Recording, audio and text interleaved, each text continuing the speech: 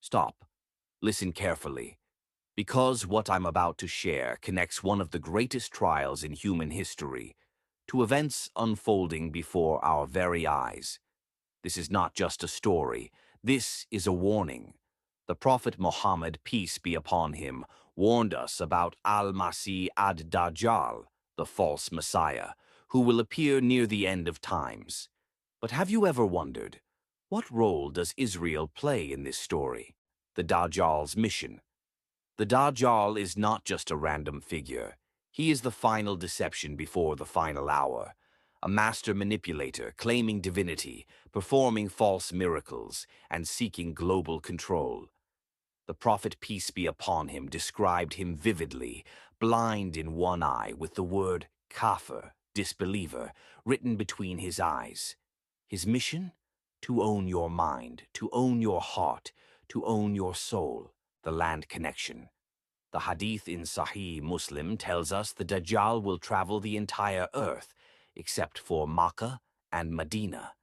But here's something you can't ignore. The Prophet, peace be upon him, said his greatest followers will be from the Jews of Asbahan, present-day Isfahan, Iran. And where will his throne of power be?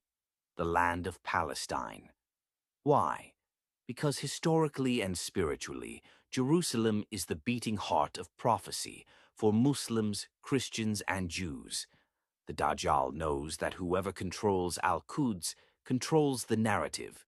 Israel's role in the narrative? Today, Israel holds Jerusalem, known to us as Al-Quds, the land from which the Prophet, peace be upon him, ascended during the Isra and Mi'raj. For Jews, it is the place of the long-awaited Messiah's arrival. And when the Dajjal comes, claiming to be that Messiah, many will embrace him as the fulfillment of their hope. This does not mean every Jew or every Israeli is with the Dajjal. Islam forbids injustice. But it does mean that political power and religious expectation centered on Jerusalem will pave the way for his acceptance. The final showdown. The Prophet told us the Dajjal's rule will be short, 40 days, but his influence will shake the earth, and his end will come at the hands of Isa ibn Maryam alayhis salam, who will descend in Damascus, pursue him, and kill him at Lud, in present-day Israel, near Tel Aviv. It begins in the Holy Land, and it ends there. If the lesson for us. This isn't about politics, it's about prophecy. And prophecy doesn't lie. The Dajjal's influence is already here, through deception, through twisting truth, through making falsehood look beautiful. If you think you're immune, that's when you're most vulnerable. The Prophet, peace be upon him, gave us the survival guide. Anchor your faith in Allah. Memorize and reflect on the first 10 verses of Surah Al-Kahf. Stay far from his influence, physically, mentally, and spiritually. Brothers and sisters, the relationship between the Dajjal and Israel is not a theory, it's prophecy written in our books.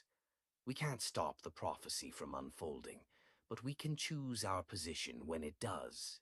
This is the book in which there is no doubt, a guidance for the righteous. Surah Al-Baqarah 2:2. In a world full of darkness, you don't survive by running faster. You survive by holding on to the light, and the light of Allah will never fail those who cling to it.